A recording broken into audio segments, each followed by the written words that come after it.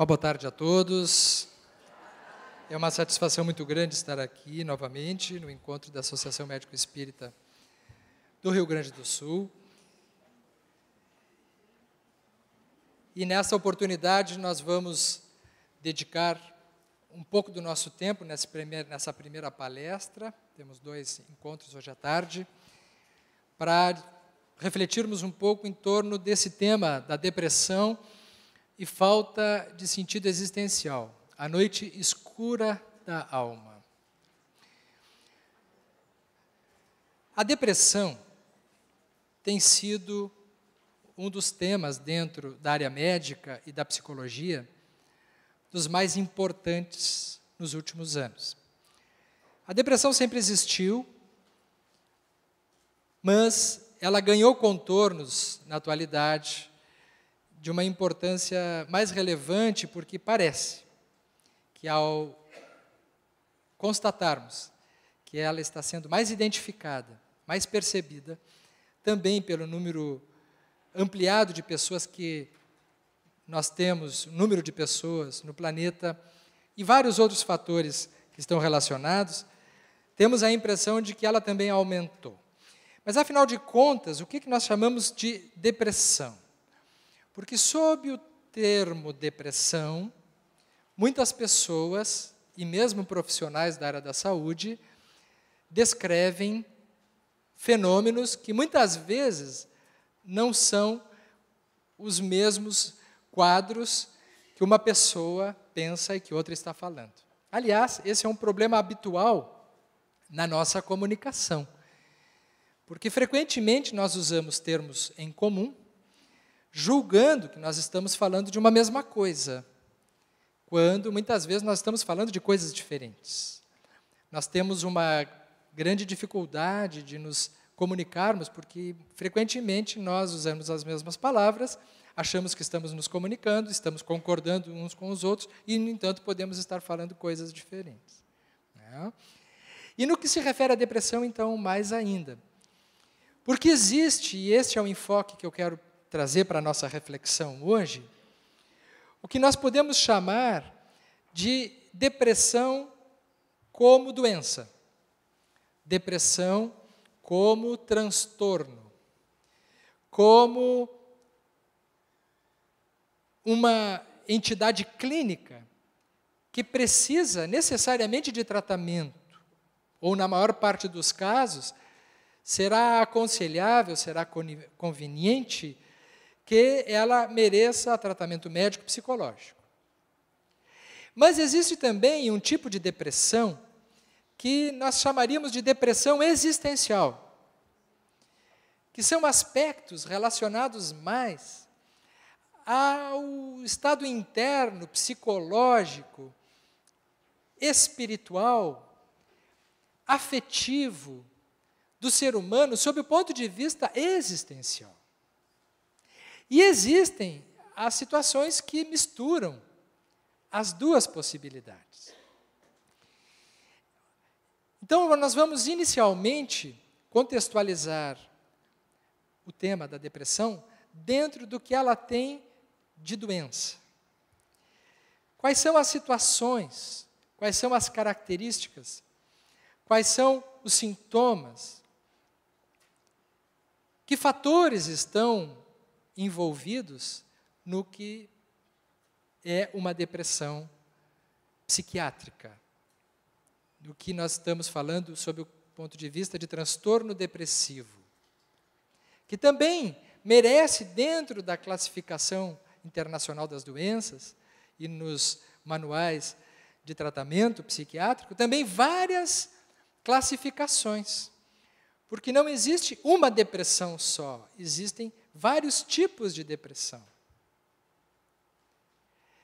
E dentro do capítulo, ou dos capítulos dos transtornos de humor, nós também encontraremos o que nós chamamos do transtorno bipolar, que apresenta uma das possibilidades, o espectro depressivo. Na palestra de hoje, nós não vamos nos detalhar em diferenciar a depressão do transtorno bipolar. mas precisamos citar para situar a questão e mostrar que não é um assunto só. São vários temas, são vários contextos que nós precisamos diferenciar.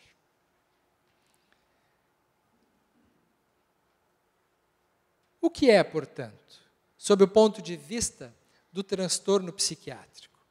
A depressão, ela é um transtorno que não se refere à tristeza ou falta de força de vontade, e sim a alterações psíquicas profundas, envolvendo inclusive perturbações químicas que ocorrem no cérebro, ou neuroquímicas, ou de características de neurotransmissão cerebral. E nesse sentido, portanto, a depressão ela não é uma escolha ou uma opção individual. Existe um número bastante grande de pessoas que apresentam sintomas, que nós veremos logo a seguir, que podem ficar configurados como um quadro depressivo. E este quadro depressivo será frequente de nós encontrarmos em determinadas famílias em maior número. A depressão clínica é um achado frequente em determinadas estruturas genéticas, grupos familiares.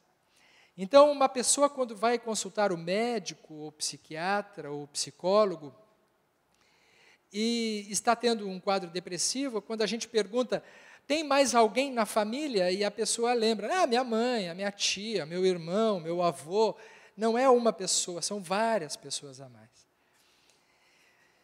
Denotando que existe uma característica familiar. O Espiritismo irá dizer que espíritos relacionados a determinadas provas que precisam passar e que estão comprometidos com determinadas experiências, reencarnam em grupos e se reúnem em família. Muitas vezes na família direta, outras vezes na família próxima, mas a genética que nós chamamos, ela obedece a um critério de herança espiritual de si mesmo, de modo que os semelhantes se atraem. E é por isso que dentro de uma mesma família, nós teremos espíritos que passarão por experiências semelhantes. E é claro que estas experiências que estão impregnadas no campo perispiritual como uma predisposição, elas vão imprimir na genética aquelas expressões e informações que, impressionando os elementos genéticos, estarão sendo visualizados e percebidos na pesquisa que comumente a ciência já tem acesso. Então é por isso que quando se pergunta numa família, tem depressão na família? Tem, muita depressão.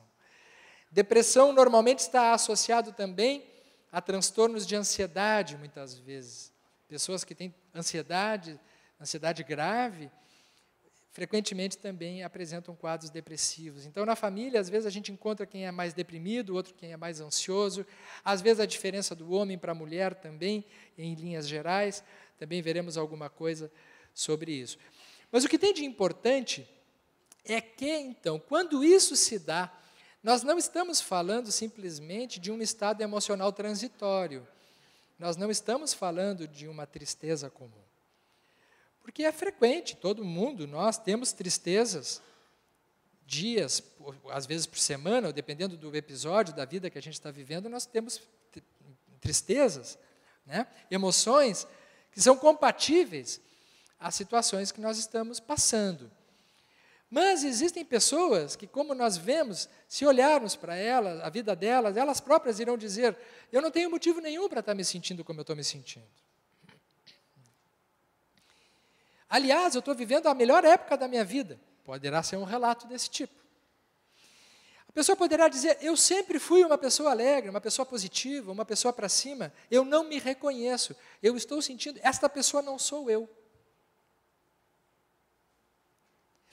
E um sintoma fundamental não é propriamente a tristeza. A pessoa que tem depressão, ela não tem exatamente tristeza. Ela tem um vazio. não é um afeto triste. É como uma ausência de sentimentos, é um buraco. Quem tem depressão diz assim, é como se eu não existisse, é como se eu estivesse morta ou morto por dentro. Então, é uma característica emocional grave, de tal modo que não adianta chegar para essa pessoa e dizer assim, olha que dia lindo está hoje, olha que família linda você tem, olha como Deus é bom, que está te proporcionando tantas coisas. A pessoa vai se sentindo cada vez pior, porque além de deprimida, ela agora vai se sentir culpada, né, de estar deprimida, porque ela também acha isso. Aliás, a pessoa com depressão, ela acorda todos os dias dizendo isso para ela. E aí então surge um problema adicional, que é a de não se sentir grata e merecedora da vida que tem. Então não adianta dizer para a pessoa que ela tem que ter força de vontade, tem que ter força. Outro dia uma pessoa me disse assim, mas Sérgio, a pessoa tem que ter atitude. Sim, tem que ter atitude, mas se a gente chegar para uma pessoa com uma perna quebrada e dizer assim, tem que ter atitude.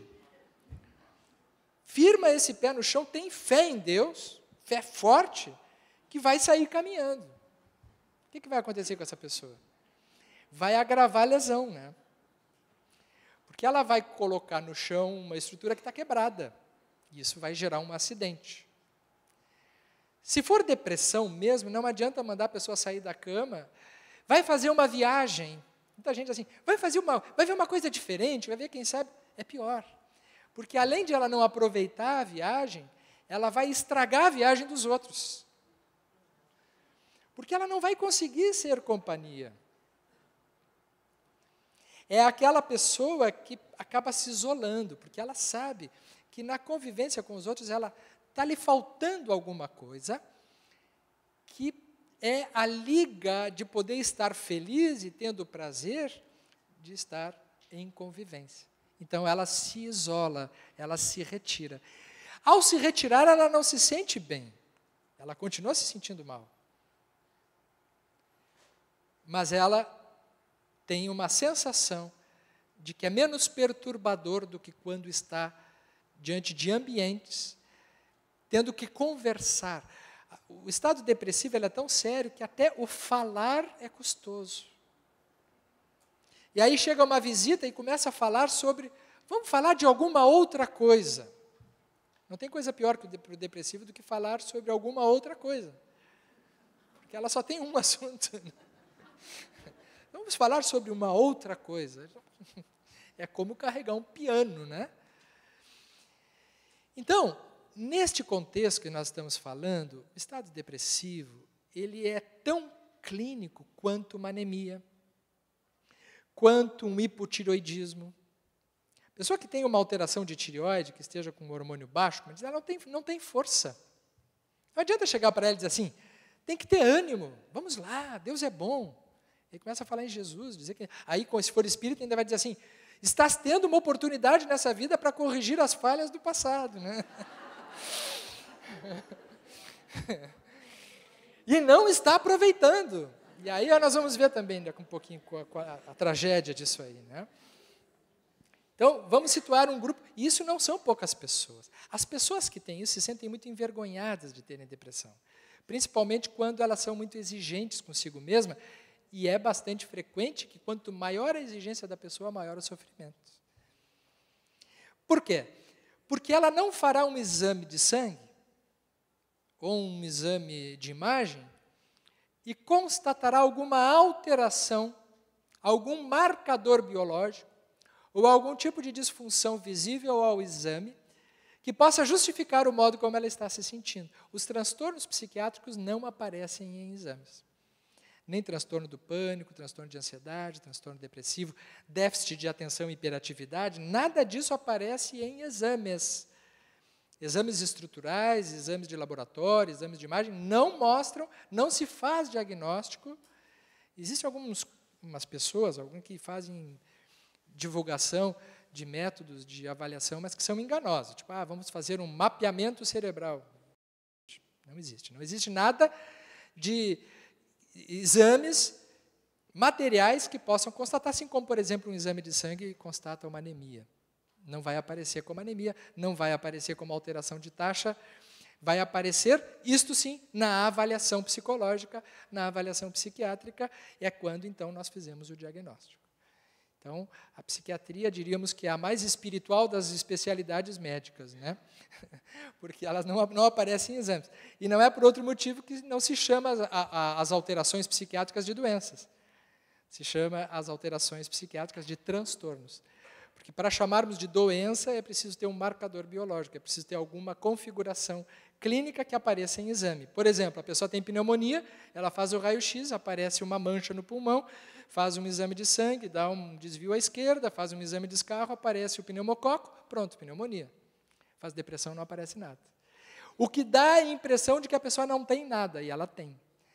Ela tem uma alteração de natureza profunda, que envolve uma trajetória que não começou nessa vida, mas que ao passar por essa vida encontra o ambiente familiar, e que poderá se declarar e se pronunciar em determinado momento da vida de forma incontrolável.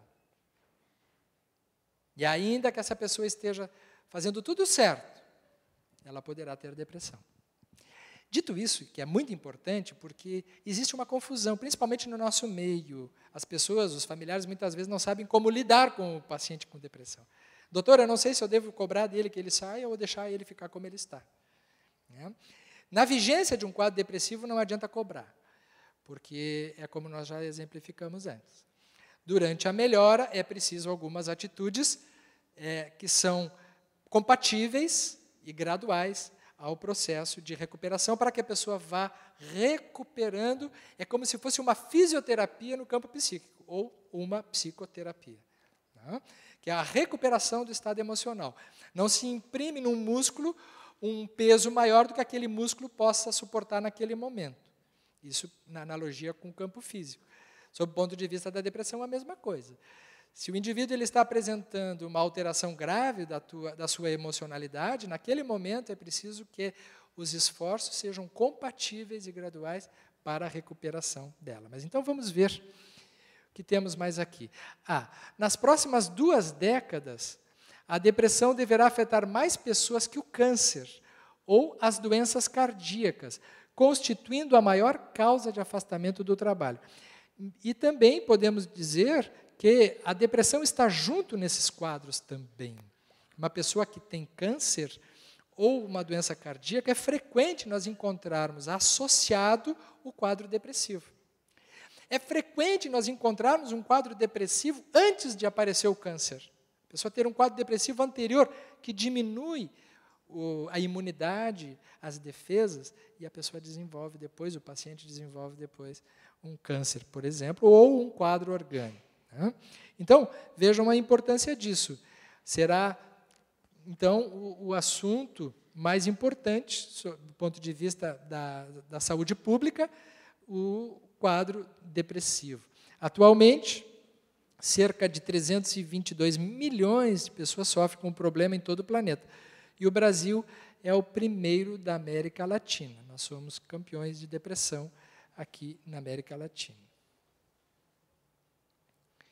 Então, sob o ponto de vista da classificação diagnóstica, na classificação internacional das doenças, na CID-10, que ainda é o que estamos utilizando, nós vamos encontrar algumas classificações, como, por exemplo, episódios depressivos, transtorno depressivo recorrente, transtorno persistente do humor e outros transtornos.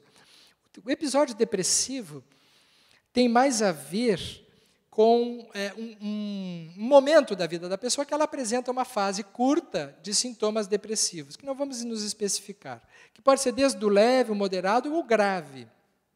Mas se ela não tiver novamente, ela poderá ter isso e depois não ter mais. Isso não será classificado como um transtorno depressivo, será um episódio, foi um fato isolado. Aqui nós vamos ver também que muitas vezes algumas pessoas recebem, de forma errônea, um diagnóstico de depressão, sob o ponto de vista médico. E essa pessoa poderá, se for apenas um episódio, estar passando por um período da sua vida em que ela tem sintomas que parecem ser depressão. Mas não será uma depressão como transtorno, como um transtorno recorrente. Nós só chamaremos de transtorno depressivo recorrente se ele voltar, ele tiver uma tendência a voltar, né?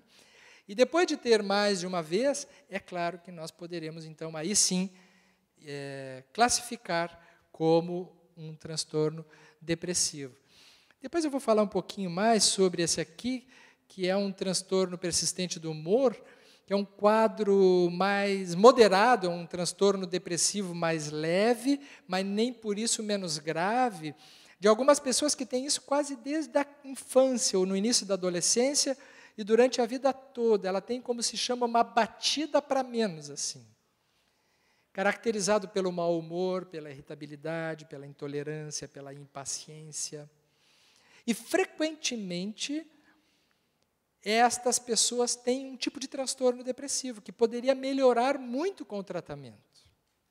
Essa é a notícia boa para sábado à tarde, que mesmo aqueles mal-humorados de plantão da vida toda, têm chance de melhorar, inclusive com tratamento. Principalmente os homens. É bastante frequente a distimia em homens. E nós veremos ali que o transtorno depressivo, no homem, em geral, poderá apresentar algumas características distintas do transtorno depressivo na mulher. Mas, em linhas gerais, nós encontraremos a depressão com alguns sintomas importantes. O primeiro e mais importante sintoma da depressão é a ausência ou a diminuição do prazer. É o que começa antes. Quando a pessoa chega a consultar com a gente e diz assim, doutor, eu estou deprimido, há quanto tempo? Uns 2 meses para cá, eu não consigo fazer nada. Pode saber que essa depressão começou muito antes dos 2 meses. Já está há 1 ano, pelo menos, com um quadro depressivo. Porque se a gente pergunta assim, mas há quanto tempo não tem prazer mais em fazer algumas coisas que gostava? Não, aí já faz muito tempo. O que gostava de fazer? Eu gostava de sair, eu gostava de me divertir, eu gostava de ir ao cinema. Tem ido? Não, há muito tempo já não vou. Deixou de fazer esporte, gostava de sair para dançar. Tinha uma senhora paciente minha que eu já sabia que quando parava de dançar e parava de tomar chimarrão, eu sabia que já estava entrando em depressão. Tinha 2 coisas, assim, quando ela parava de tomar o chimarrão dela e parava de ir no baile dos idosos, que ela gostava muito, eu já estava viúvo, porque as mulheres vivem mais que os homens morrem antes, porque somos espíritos mais evoluídos, a gente volta para o plano espiritual em primeiro lugar. As mulheres permanecem por conta da prova e da expiação. E ficam aí. Aí, por conta disso, as mulheres vão para o baile dos idosos. Vocês conhecem? As mulheres, são as viúvas que vão, né? Só tem viúvas. Vocês ouviram falar em viúvos? É difícil viúvos. Né? Excursão de viúvos para Buenos Aires. Alguém conhece? Buenos Aires tem excursão de viúvas, né? Porque elas sobrevivem. A mulher é resistente, a mulher fica, a mulher sobrevive. Por conta disso, vai no baile dos idosos. Essa senhora, ela nem ia ao baile dos idosos. Quando ela parava de tomar chimarrão, eu já sabia, estava entrando em depressão, não dava outro. Porque às vezes ela estava bem, não, mas eu estou bem, eu estou ótima. Daqui um pouco mais ela entrava no quadro depressivo. Né? E prazer, a sexualidade é um parâmetro. Tem muita gente que não se dá conta, mas a vida sexual, ela é um dos marcadores. Há pessoas que dizem, isso é a idade. Calma lá nessa hora. Hoje em dia não existe mais idade no mundo. Não sei se vocês perceberam. Para certas coisas, pelo menos, não existe mais idade. Existe velho no mundo hoje? Não existe mais velho no mundo, né? A gente só fica velho 2 horas antes de morrer. Porque até então a gente não sabe que está velho. Né? Então, a sexualidade, ela é um elemento importantíssimo. Quando a pessoa não tem prazer, ela está com algum sintoma. O normal da nossa vida é nós termos prazer. Muito cuidado com alguns conceitos que nós propagamos de forma inadvertida, inclusive no nosso meio, de que a vida é uma espécie de local de provas e sofrimento. criando uma ideia com isso de que o normal é sofrer. Não, o normal não é sofrer, o normal é ter prazer, é ter satisfação, é ter vontade de fazer as coisas. Né? Quando a gente está bem, a gente se diverte com poucas coisas. Quando a gente está mal, não bastam poucas coisas, e nem muitas coisas, nada é suficiente. Então, a sexualidade, por exemplo, ela é um dos elementos. Se a pessoa tem uma vida sexual ativa e, de repente, começa a parar de ter e não achar graça, somado com mais o chimarrão, o baile dos idosos, toda aquela coisa, a gente começa a desconfiar que algo não vai bem na vida da pessoa. Desânimo, apatia. Esse desânimo não é o desânimo aquele do dia. Tem semanas que a gente está mais desanimado, está mais cansado, é normal isso. Mas o desânimo, como regra, desânimo persistente, permanente, há que se desconfiar que tem alguma coisa que não está bem na pessoa. Diminuição da energia. É como se a pilha estivesse fraca. Né? Sabe quando o disjuntor cai e fica só numa fase? É assim. A pessoa com depressão está só numa fase. Ela não vai além, ela não decola, ela não tem a garra, a vontade, a disposição. Então, são aquelas depressões mais de característica negativa mesmo, né? Não há tanta ansiedade, mas é mais uma apatia, um desânimo. Estes sintomas, eles normalmente estão muito associados também, nessas situações, a processos obsessivos, que nós vamos ver mais adiante. Espíritos desencarnados se aproveitando deste estado emocional de sintonia inferior, eles vampirizam. E eles sugam energia.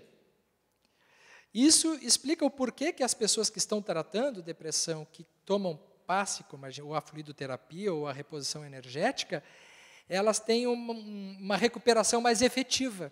O passe no centro espírita é uma ferramenta das mais importantes. Né? Vejam só, não é a ferramenta. Ninguém vai melhorar de um estado depressivo só tomando passe. Mas ele é um recurso complementar, né? Terapêutico, fundamental. Porque ele, melhorando o estado energético, ele ajuda a modificar o estado de sintonia. Então, realmente, pessoas com depressão precisam receber a bioenergia, né? Estarem em ambientes mais satisfatórios, no ambiente espírita, precisam cuidar os ambientes. Né? Quando nós não cuidamos dos ambientes, nós estamos predispondo, são estados habituais, imagina no mundo que nós vivemos hoje, a facilidade que é nós perdermos energia. Dores no corpo, sintomas físicos, no idoso, que eu disse que não existe mais, mas que a gente encontra depois de uma determinada idade, sintomas depressivos relacionados a sintomas físicos. Então, a pessoa começa a ter dor no corpo. E é muito curioso que, quando a pessoa busca ajuda, ela não suspeita que possa ser uma alteração emocional. Só começa a ficar mais claro que é de fundo emocional quando ela faz vários exames clínicos. Não dá anemia, não dá problemas cardiológicos, não dá problema de reumatismo, não dá problemas neurológicos. E aí o indivíduo ele vai passando de especialidade em especialidade, né? Vai indo vai do clínico, o clínico está com dor, vai andar para o reumato, aí o reumato olha, não tem nada, quem sabe dá uma olhada no neuro, aí vai no neuro, aí depois do neuro diz assim, mas quem sabe essas dores é para algum refluxo, vai no gastro, aí o gastro olha, não acha nada, aí quem sabe vai no geriatra, aí a pessoa já torce a cara um pouco. Geriatra, com a minha idade. Outro dia eu atendi uma senhora que estava com 85 anos e ela chegou lá no consultório, que ela disse que ela queria se tratar antes de ficar velha. Aí que eu descobri que não existe mais velhice no mundo, né? E ela tinha razão, ela queria se tratar. Acho até que eu já contei aqui uma vez essa história. Então, aí a pessoa vai passando de várias especialidades, até que, de repente, ele volta para o clínico, quando chega lá no clínico, depois de ter percorrido todas as especialidades, o clínico diz assim, a senhora vai ter que buscar um psiquiatra. Aí é o fim da linha. Aí acabou. Depois do psiquiatra não tem mais nada. Né? É a pior das especialidades, porque é quase como uma ofensa a pessoa receber esse tipo de de indicação, vai para o psiquiatra. Só tem uma coisa pior, a senhora tem que ir para o psiquiatra e para o centro espírita. Porque além de louco é perturbado, né? Então aí a sentença é definitiva. Então às vezes a gente recebe uma pessoa e começa a tratar, utiliza um antidepressivo, por exemplo, que está muito indicado nesses quadros, né? É fundamental uma pessoa utilizar uma medicação nessas situações.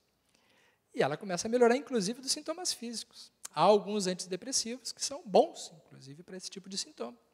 Estão melhor indicados. Desmascarando um pouco essa ideia preconceituosa que a gente tem de que remédio faz mal. Remédio faz mal para quem não precisa do remédio. Que, aliás, nós vamos falar um pouco sobre isso. Tem muita gente tomando remédio sem precisar. Mas tem muita gente que precisa tomar remédio e não está tomando. Ou tem muita gente que está tomando remédio errado. Tem de tudo. Mas uma medicação bem indicada nesse quadro é fundamental, porque é a maneira como o organismo tem, sob o ponto de vista biológico, de reagir, de recuperar a sua funcionalidade. Então é necessário tomar medicação em muitas situações, sob pena do indivíduo cometer suicídio, se não tomar.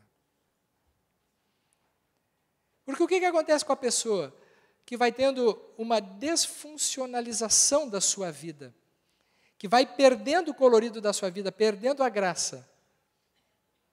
Ela começa a ter um sentimento de desvalia, que está aqui, de falta de esperança. Começa a apresentar pensamentos negativos. Não tem como não pensar negativo. E se ela tiver ainda um perfil de autoexigência muito grande, o que é bastante frequente em nós espíritas somos muito, pelo menos no meu achado, na minha experiência, nós espíritas somos muito rigorosos conosco mesmo. E com aqueles que trabalham junto com a gente. Nós vamos ver também um pouquinho sobre isso. Temos o direito de ter certas coisas que os outros têm. Isso é muito perigoso. Essa postura de que nós temos mais recurso que os outros. Que nós temos mais elementos que os outros. Esse é um pensamento perigoso. Ele só é conveniente quando a gente se sente grato à vida para se transformar numa pessoa mais alegre e generosa para si e para os outros. Só se resultar nisso. Porque se resultar em exigência e cobrança, é processo neurótico. É adoecimento.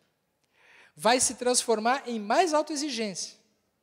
E é aí que a gente começa a transformar aquilo que deveria ser prazeroso e bom numa tarefa de sacrifício e de sofrimento no nosso meio.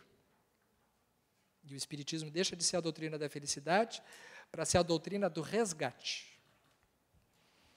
Nós deixamos de ser o consolador que abre portas para a nossa esperança e a nossa felicidade e a nossa alegria e se transforma na doutrina que explica tudo pela dor, pelo sofrimento, pelo resgate, pelo sacrifício e pela tarefa como missão.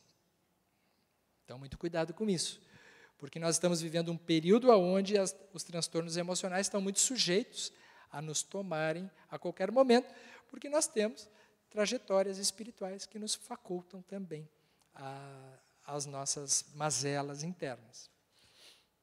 Diminuição da atenção, concentração, da memória. A memória é uma das últimas coisas, e a concentração, que melhoram num quadro depressivo, né? Se a pessoa está tratando uma depressão, você está melhor já está se sentindo bem, mas a memória não voltou. Ah, mas a memória está muito ruim, a memória não melhora. Doutor, tem alguma coisa para a memória? Por quê?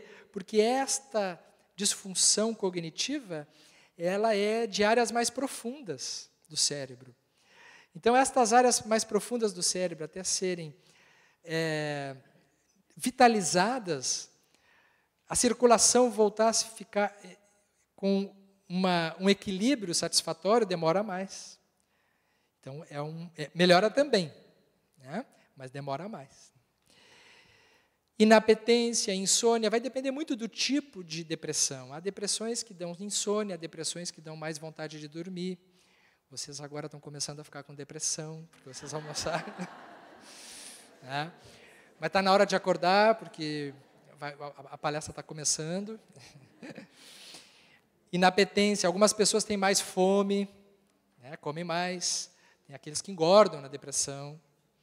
E tem os que emagrecem, que perdem a fome. Vai depender muito da característica ansiosa ou não da pessoa, ou do perfil particular de cada um. Alguns quadros mais ligados à ansiedade, a pessoa perde o apetite, para de comer, né? Fica inapetente. Tem muita mulher que diz assim, que a única coisa boa que eu trouxe da depressão foi que eu perdi peso. Pessoas que lutam uma vida inteira para emagrecer e só emagrece quando se deprime. Tem duas situações que emagrece mulher, que é a depressão e separação conjugal, né? Já parou? Quando se separa, vira uma misa, assim, depois, né? Parece que deu certo alguma coisa na vida dela, né? Ficou bem, se curou. Mas é um emagrecimento que não vale a pena. A própria pessoa diz assim, não, mas eu preferia... A depressão é até ruim, é tão ruim, que a pessoa chega a dizer assim, eu preferia estar até mais gordinha. Depois se arrepende de dizer isso. Mas a pessoa diz assim, eu até preferia estar mais gordinha, mas tendo prazer, mas não está sentindo isso que eu estou sentindo. Não dura uma semana. Depois a pessoa, quando ela já fica bem, ela diz assim, não, eu queria ficar magra. Se esquece de quão ruim é estar deprimido, né? A pessoa chega a dizer, eu preferia estar com uma doença grave, eu preferia estar com câncer. A gente ouve isso. Porque aí eu saberia que eu faria lá um tratamento, mas agora eu não sei o que fazer. Tal estado de descrença e, portanto, chegando a culminar nas ideias de morte, que é o grande perigo, derradeiro estado de desespero do indivíduo, quando passa a pensar na morte. E nós sabemos como está aumentando o índice de suicídios. Mais de 90% dos casos de suicídio, as pessoas que se matam apresentam ou apresentavam um transtorno psiquiátrico que ela já tinha. Ela podia estar tratando ou não, sabendo que tinha ou não. Mas quando se pega a família de um suicida e se investiga como era a vida dessa pessoa antes, se encontra em mais de 90% dos quadros um histórico compatível a algum transtorno psiquiátrico. E em mais de 75% dos transtornos psiquiátricos envolvidos ao suicídio, encontraremos a depressão. Então, a depressão ela já estava presente.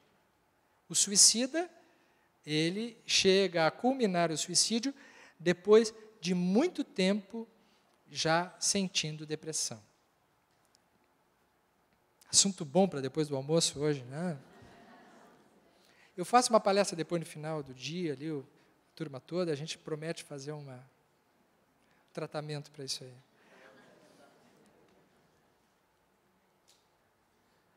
Pois é, paciente falando sobre o pai. Meu velho era um homem simpático e comunicativo, principalmente com as pessoas de fora.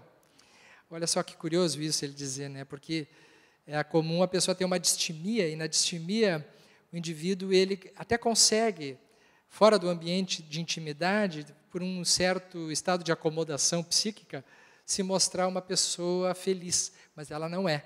Ela já não está legal, né? Então, em casa, como ele dá a dizer, por longos períodos se tornava muito irritado e mal-humorado.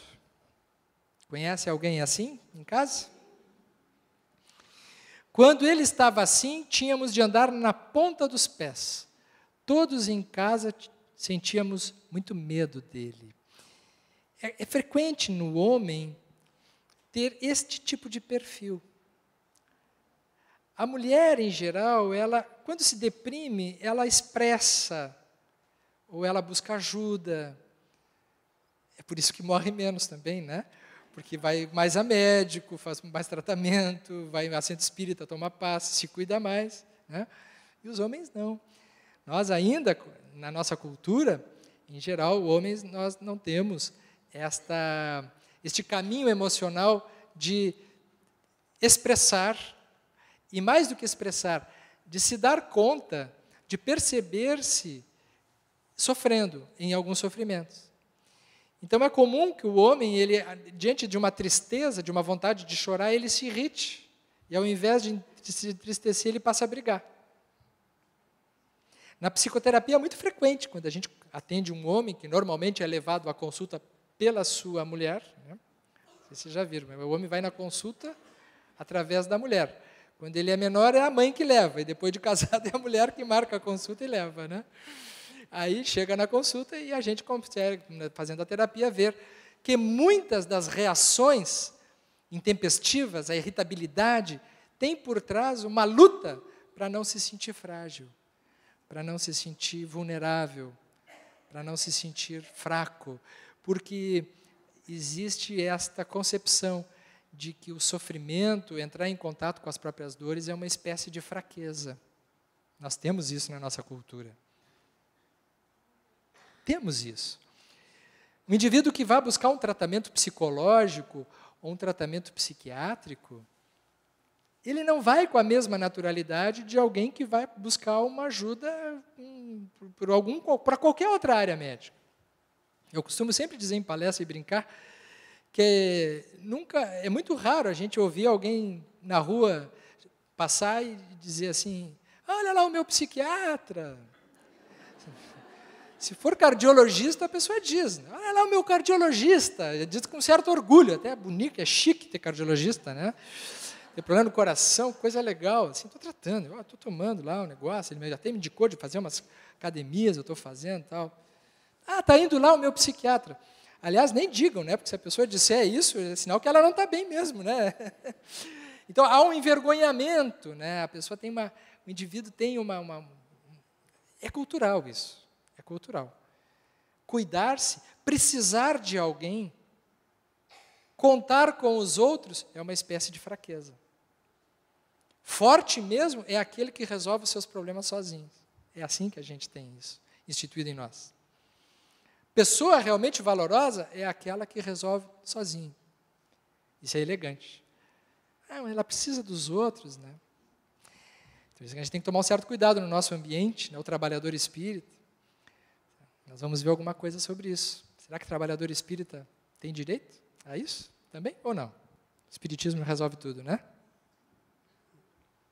Isso tem mais a ver com a vaidade do que com a doutrina espírita. Então, algumas diferenças, em geral, né? Nós vemos que isso aqui são diferenças universais, de estatísticas, de ambiente cultural, que varia de meio para outro, de pessoa para pessoa, as regras têm exceção, mas, em linhas gerais, nós poderíamos dizer: mulheres ficam tristes, homens ficam irritados. Mulheres buscam ajuda, homens morrem. Simples assim. Não? Há 4 suicídios masculinos para cada suicídio feminino. Então, vejam, né, como é grave esta estatística. Aqui, então, depressão. Espírita tem? O que vocês acham? Não, espírita não tem depressão. Pois é, né? Aqui eu quero me demorar um pouquinho mais. Existe um mito no nosso ambiente de que, por nós estarmos numa doutrina, num movimento que nos dá tantas respostas, tantas coisas boas, tantos recursos, nós devemos algo à vida. E devemos algo no sentido errado. Devemos no sentido de estarmos bem, de estarmos felizes, mesmo diante das situações as mais complicadas possíveis.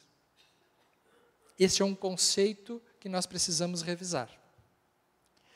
Porque se nós percebermos, nós veremos que nós espíritas, nós estamos no mesmo processo de qualquer pessoa. Nós temos um corpo físico, nós temos família, nós temos as mesmas coisas, nós não temos diferença nenhuma. Estamos sujeitos às mesmas doenças, aos mesmos processos emocionais. E poderíamos dizer que, eventualmente, até mais. Porque, estando na linha de frente de um trabalho espiritual, por exemplo, nós somos alvo de ataques espirituais. E aí surge um mito do nosso ambiente, que é, se nós estivermos trabalhando, nós não teremos depressão. É um mito. É um mito. Porque eu já tenho atendido muitas pessoas, e acho que é importante enfatizar isso na minha fala como psiquiatra, muitas pessoas, lideranças importantes do movimento espírita, que apresentam um momento muito sério na sua vida, de problemas emocionais, entre eles a depressão, e não são entendidos, acolhidos no local aonde estão trabalhando. Infelizmente, nós estamos mais afeitos a ajudar os outros, mas nós não aceitamos muito a ideia de nós precisarmos de ajuda. E quem trabalha com pessoas tem que estar carinhosamente consciente de que aquele irmão que mais merece a nossa atenção é aquele que está trabalhando junto com a gente. É o presidente da casa, é o diretor da mediúnica, é o presidente da federação, não importa, da AME, o que for, não existe hierarquia espírita. Não existe. Outro dia eu atendi uma senhora, trabalhadora espírita de uma determinada cidade do Rio Grande do Sul, linha de frente, liderança, quadro depressivo. Quando ela começou a se deprimir, a primeira coisa que se pensa, ataque espiritual, reforçou o trabalho espiritual na sua casa. Não faltou quem dissesse para ela que ela precisava aumentar o número de trabalhos da casa. Ela já quase abria o centro e fechava o centro todos os dias, assim, não? E teve quem chegasse para ela e dissesse que ela estava trabalhando pouco, que ela tinha que dar uma reforçadinha. E ela colocou mais trabalhos espirituais. E, obviamente, que não sendo esse o problema, ela foi ficando mais desgastada e foi aprofundando o estado emocional dela. Não faltaram sessões mediúnicas que encontraram explicações no passado espiritual, de erros e crimes que ela havia cometido. Nenhuma novidade para nós, não tem ninguém aqui que não tenha passado por essa. Se nós estamos aqui, não tem exceção. Não tem discípulo de Jesus aqui nesse momento em missão. Né? É porque está nessa encrenca do mesmo de todo mundo. E não faltaram informações dizendo que ela estava sendo alvo de processos obsessivos graves. E tinham processos obsessivos, obviamente. Só que não dava vazão, né? Toda semana você passava por uma desobsessão e vinha outro. Interminável. Né? Sempre com muitas críticas e com a recomendação de não poder largar a atividade espiritual. Porque se largar a atividade espiritual, que é um outro mito que nós temos no nosso meio, de que depois que a pessoa começa a trabalhar mediunicamente, ela não pode nunca mais largar. Porque aí vai ficar como se fosse uma janela aberta que vai entrar todo tipo de coisa. Isso é o arrebanhamento das religiões, que a gente tem que perder esse tipo de postura que está equivocado. Há muito tempo a Igreja Católica fazia isso. Né? A pessoa tinha que batizar, tinha que casar, quando morrer tinha que deixar os bens para a igreja, senão não ia para o céu. Né? Que é um lugar que foi inventado muito mais para, gerando medo, submeter o ser humano. Depois as igrejas evangélicas, né? Com o seu aliciamento de fiéis para que tenha direito à salvação. Os cultos afro-brasileiros, a Umbanda e outros tantos, com os trabalhos, e depois que a pessoa começa a fazer um trabalho, tem que fazer outro, porque senão, se não for obrigação, vai ter uma coisa pior que vai acontecer com ela. Quanta gente fica refém disso aí. E, finalmente, no nosso meio, os trabalhos mediúnicos. Se entrou numa mediúnica, nunca mais pode sair. Porque senão ela vai ficar com algum tipo de predisposição ao enlouquecimento através de uma obsessão. Então, muito cuidado com esses conceitos que têm mais a ver com o aliciamento emocional, com o equívoco emocional de quem conduz, do que propriamente com uma mensagem doutrinária que é de libertação, que é de liberdade, que é da pessoa poder ter o direito de ir e vir, de circular, Quem disse que a pessoa precisa, para estar bem, exercendo uma mesma atividade o resto da vida? Ela pode circular, ela pode conhecer outros ambientes. O processo de autoconhecimento é um processo dinâmico. E, finalmente, a doutrina espírita é um ambiente que tem que se tornar o mais agradável para que a gente se sinta convidado, com prazer de estar lá, e não como um local de sacrifício e pena para nós corrigirmos as nossas dificuldades. Então, o espírita tem depressão.